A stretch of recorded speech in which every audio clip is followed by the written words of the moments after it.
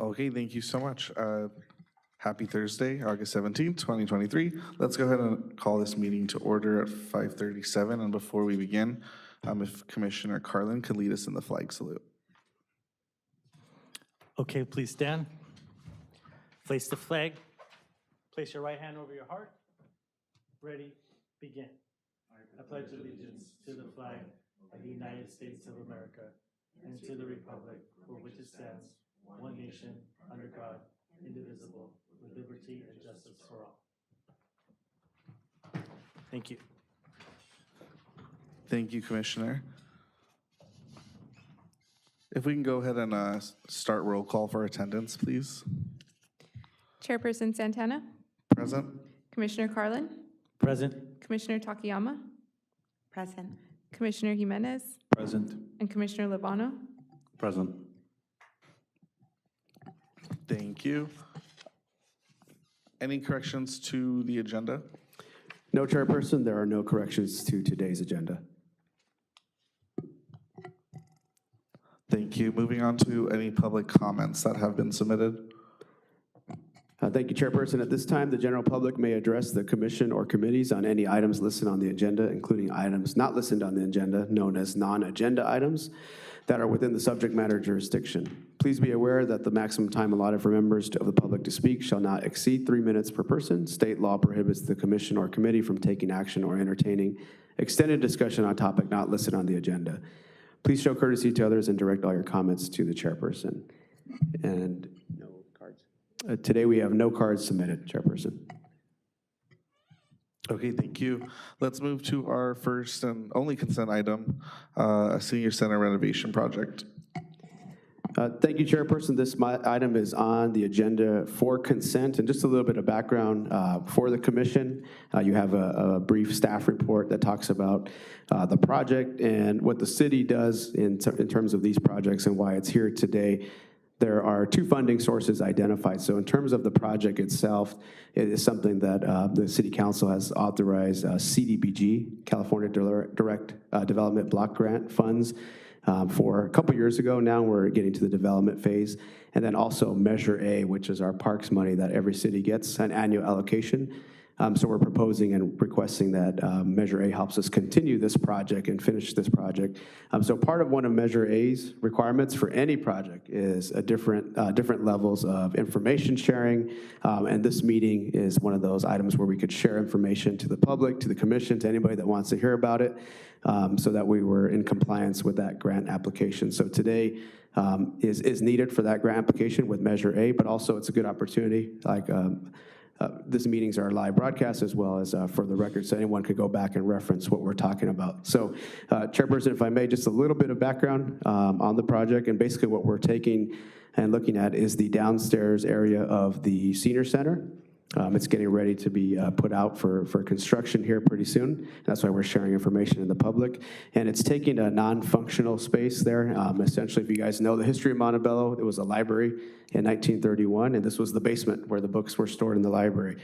For many years, we were able to use it, even for Ms. Takayama has used it before, I believe, for some of the Girl Scout meetings as well. So it's had some function. The Lions Club have used it many times over the years. But was never meant to be necessarily inhabited in that way, but was functional. So this project takes this space downstairs, the basement of the old library, 90 years later, and making it a functional space with a fitness area, computer lab, as well as opening up the area and renovating the restrooms, making them ADA compliant. So just a couple of notes about the funding source. CDBG has certain requirements, so for this to be available and allowable under those funds, we have to do something that is for low to moderate income or senior population, so that checks that box, and that's why the council authorized us to use this funds for that project. Also, in addition to the different items I mentioned about this project, once it gets completed, it becomes another multi-purpose room. You can see there about 1,800 square feet. But one of the big components, going back to the Measure A component of it, is these types of renovations and projects match the public outreach that happened during the pandemic for our Parks Master Plan, specifically incorporating technology in our programs. Hence the computer lab, as well as fitness classes, right? So a question was given to me about, we already have an outdoor fitness court, which we do. And those are body weight, kind of more able-bodied folks. Not saying that seniors are not able-bodied, but the function of this fitness center will be geared towards seniors. So any equipment purchase, any type of programming, any type of classes will be geared for seniors, which is the requirement of the funding source, CDBG. So the outline of how the facility could look when it's completed is provided here in the agenda. And at this time, Chairperson will take any questions from the commission.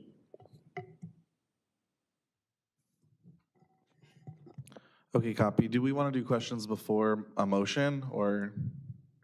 Yeah, and I must note too, thank you, Chairperson, Chairperson, the item today is a receive and file just to share information, right, as required by the funding source. But again, we want to make sure we're as transparent as possible to the public with these funds. So we're sharing it today. If more information is needed at a further time, this is going to come back to council when they do the public bid process, the whole RFP for construction. So more time for renderings and better pictures and all those things. But again, we're sharing today, as you'll see on your agenda, the item is a receive and file. Again, hoping we had a bigger crowd so we could share all about this great project. But this is an opportunity for the city to share our plans with the facility. Okay, thank you, Director. Any commissioners have any questions or comments that they would like to make? Commissioner Carlin with a few questions. Go ahead. I'm looking at page 2 of 2, and there's an analysis section. And I'm just wondering why that's not applicable. There would be no analysis in this project whatsoever? So that's a good question, Commissioner Carlin. These fields are predetermined fields in the software that creates the agendas, right? So the analysis is kind of, I don't say lumped in, but it's in the background of it. And the analysis is basically discussed there about what the facility is going to be. I don't know if that really answers your question, but it's kind of repetitive to put it. It would be pretty much a repeat of the same background and discussion in terms of the analysis of what we're proposing today. It's not the analysis of the specific details, because that could be done. We could talk about how many light fixtures and all those different aspects of it. And it's also repetitive to the funding source. So typically we use that for like a fiscal analysis when you see council agenda items. But again, since there's no public money for this, no city general fund for it, there's not a specific fiscal analysis for this project, for the project itself, for the construction of the project. Yeah. So, I see a computer lab. There is no analysis with regards to internet cost to the city after the project's complete, ongoing makeup. There's no analysis to how did you determine that a gym might be the most appropriate, what that gym looks like. Was there like a survey completed? There's no study whatsoever, no. I see it lacking, and I just want you to be successful in your plan. I'm not knocking the plan. I just want it to go forward without question. I want it to shine, if you would. Thank you, Commissioner. So to shine that light on that, I guess, is a good analogy there. All the surveys and all the background for why we're here today was done in the Park Master Plan. Now, that is a couple years old now, right? 2 or 3 years old, when those studies were done, the surveys were done, where we were told, hey, we need technology to be integrated in our projects and in our facilities. And for seniors specifically, there's no fitness equipment. That's for seniors specifically. So I would say that high-level analysis was done. Now, I think you bring up some other good points. Anytime the city builds any project, we have to kind of plan for the future, right? Someone's got to maintain it. Someone's got to program it, right? So all those things are accounted for in either the general fund for the city's recreation department to make sure we staff this facility. There'd be new staff for this facility. We don't want to just leave it open and let folks walk in and out. So we'll probably put a couple more part-time staff there when the facility is built. But one good thing that's not mentioned here, that's a good point of discussion for everybody here. When you use the Measure A funds for that, you also open up a whole other bucket of money, which they call the M&S funds, maintenance and servicing. So we discussed prior, I didn't mention that maintenance and servicing funds, any project that's funded by Measure A or Prop A like it was before, you get to use that money to operate it, to maintain it, to fix it. So there's a good chunk of money available for that side of it, right? And then in terms of what you mentioned about the computer lab, yeah, you would need to pay for the internet cost since it's a new construction, and Lori's the expert on Measure A. then the Measure A could pay for the internet costs. Any new amenities there would be able to be charged to the Measure A account. So again, alleviating the general fund. Now, the programming side of it, that's where the staff will have to hire contractors or hire instructors or staff, right? Measure A could help you operate a facility and maintain it. So like this custodial costs could be incorporated in that. The lighting, the electricity, the HVAC, stuff like that, that's to operate it. So it's maintenance and servicing fund through Measure A would be eligible to operate this facility. So great questions. I mean, there's great information that you're providing, and I was just wondering, why can't we just have this information in the analysis portion? Therefore, we can all read it, it's transparent, it's something that could stand on its own. Can we have that at least going forward and Yeah, Commissioner Carlin, that, if I could answer it from there, that's actually a great question. We could either present again, because to the folks that do these grants, the more times you share the information, the better. Or we could provide a memo or do both, give all that background information about how we're gonna maintain and operate these new amenities once they're complete. So if I could piggyback on that, so like the pickleball courts, right, that everyone loves at City Park, also a Measure A project. So when we need to replace the nets or the lights, we're gonna charge it to that Measure A operating fund. So I'm glad you triggered that in my mind that we have that source, so thank you. okay, no further questions for me. And not to dismiss, I'm sorry, Chairperson, and not to dismiss that Chairperson, Commissioner Carlin, however you want us to proceed with sharing that information, a memo, put it on the agenda again, to share it again, we're okay with either way, or both. Thank you, Director Sosnowski. Thank you, Commissioner, for the questions. They're valid questions, and I think we can discuss adding the recommendation of maybe expanding on this document just a little bit more. But I know that this is also the starting phase of it as well. The recommendation to receive the file and whatnot. Is there any other comments or questions from any commissioners?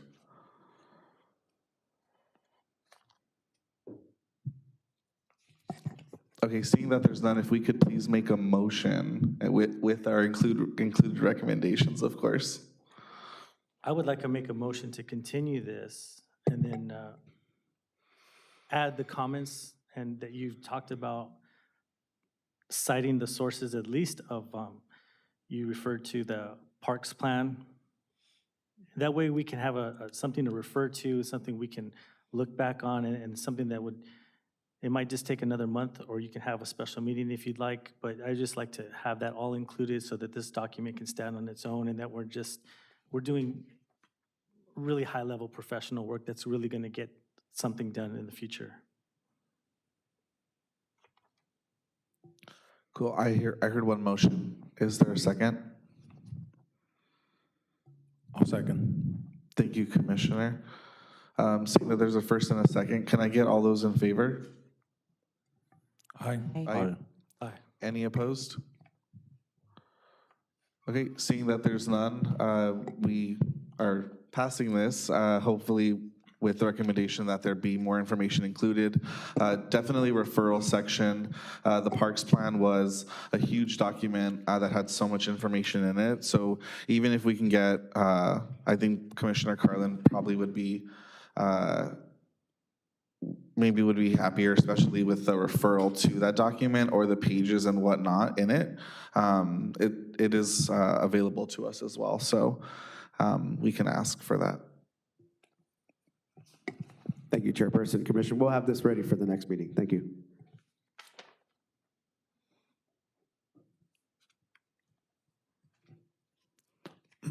Thank you. Moving on to staff communication next.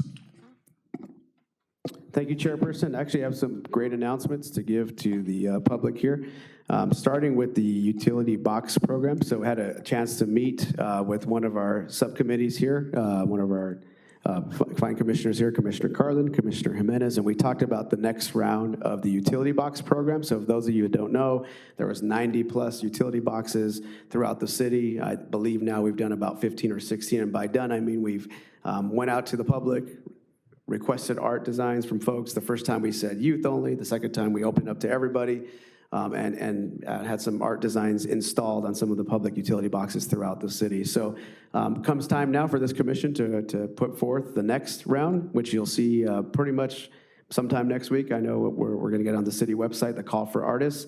We had a good conversation with the two commissioners on that subcommittee and decided that we're going to open it up, but we're also going to be specific to what we're looking for. So the recommendations were for specific historical landmarks within the city. So you'll see on the call for artists that we're going to talk about areas in and around the Simons Brickyard and about Sanchez Adobe and other historical landmarks within the city. I don't want to give them away because on the call for artists, we're going to give utility box locations. So we want the imagination to tell the young artists, old artists, whatever artists are all welcome, that they come up with the best art. And then our two commissioners, part of that committee, they get to be the bad guys or the good guys and deny or accept the art, and we'll take that to council for consideration. So again, I'm proud of these two commissioners for meeting with us and having that conversation, and you'll see that call for artists soon. Something that I want to share with this commission, this entire body, that you guys could help us with the recruitment to the schools, to your neighbors, to anyone that you know that's an artist that could do something that's good for the history of the city. So look out for next week, the call for artists for the utility box program round 3. Any questions on that item or any comments? I don't want to skip over the two commissioners that are part of the Arts and Culture Committee. I don't want to take the thunder on that, but if you guys have any comments on that, feel free. I think I captured it all though, right? Yep, it's perfectly said. We're good? Okay. No, I'm good. Thank you, guys. And then this Saturday, we have a special dedication going on at Grant Ray Park at 9 a.m. It's the Marge Villa Field. So City Council in 2021, and here we are 2 years later, having the ceremony, decided to dedicate this field to Marge Villa. Marge Villa was a pioneer in women's sports. And if you guys are familiar with the movie League of Their Own, she's not specifically in the movie, but her presence is felt in that movie in many ways, not only being a part of helping to advise on the movie after the fact, but being a Montebello resident that played in the all-female baseball league during the war that movie captures. So this field will be dedicated to her. It's Grant Ray Park Field 1, or used to be called the softball field on the north side, will now be known as the Marge Villa Field. So we'd love for the commissioners to make it out at 9 a.m. And you also will see a lot of activity at the park that day. It's the first day of scrimmage games for the Montebello Indians tackle football. So get there early. We start at 9 o'clock. The tackle football starts at 10 a.m. So again, real excited to meet Marge Villa's family this Saturday. They'll be in attendance at Grant Ray Park, Field 1, which will now be called the Marge Villa Field. Some future dates just for you guys to save. We're going to be hosting, at council's direction, the Young Men and Young Women's Conference. This is going to be a conference to reach out to folks from our community, our high school age kids, to give them life skills and to provide some real world training, such as financial planning, showing the young men how to be ready for an interview, tie a tie, all the important life skills. So some dates will be coming on that in September and October. I just want to put that on your radar.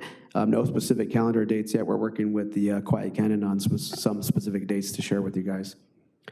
One other item of note, another exciting one. A couple of months back, we were awarded a grant, the Montebello Outdoor Adventures Program. And basically what that is taking folks from Montebello out into nature trips that maybe they would not be able to afford or have the opportunity and access and transportation to go to. So this commission will start seeing, as well as the public online, some exciting, cool trips advertised under the moniker of the Montebello Outdoor Adventures Program. So just keep an eye out for that. We'll be taking some hikes. We'll be going out to the beach. We'll be taking kids and families some places really exciting within LA County.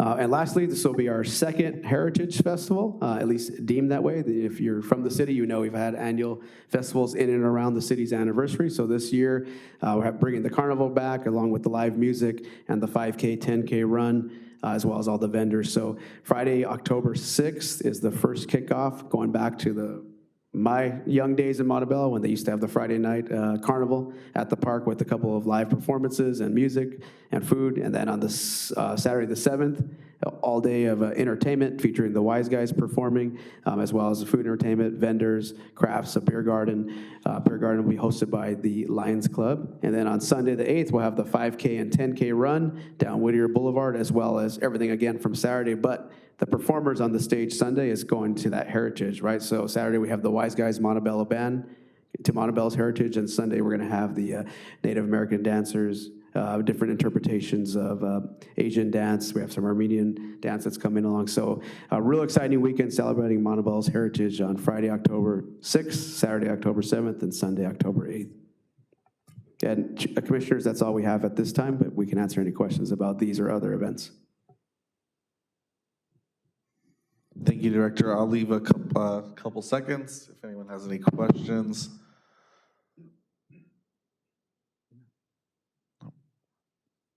All right, seeing that there are none, we will continue with commission orals. I will go ahead and start just by welcoming our newest commissioner, Olaf Ivano. Thank you so much for joining us. When you do get to your part, please introduce yourself, but very excited to have a full commission. And as you just heard in the staff communications, there's always great stuff going on in our city. So I'm welcoming you to that, and I am excited to work with you. Commissioner Carlin? No, I have nothing this time. Thank you. Thank you. Commissioner Takayama? I just want to mention that the Girl Scouts, we were guided by a promise to make the world a better place. Our troop has embraced this promise wholeheartedly by creating a space where the magic of reading can come alive. Our mini library is now just a collection of books, but it is a gateway to new worlds, a source of knowledge, and a catalyst for personal growth.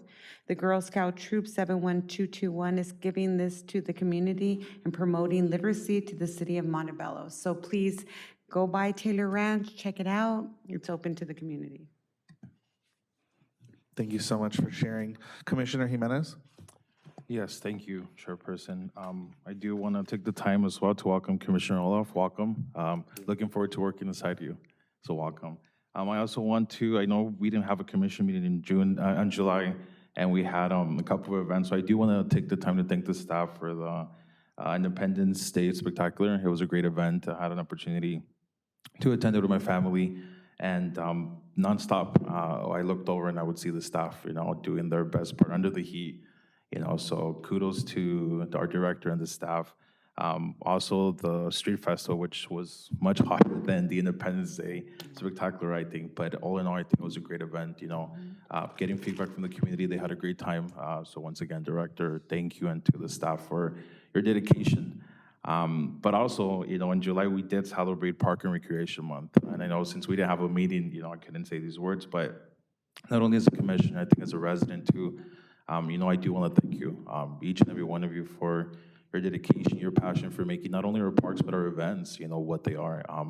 People around this region talk about our events. They come to our events, and it gives me pride to show off our Parks and Recs department, tell them, we do have the best Parks and Recs department. So thank you, Director, and to the entire staff.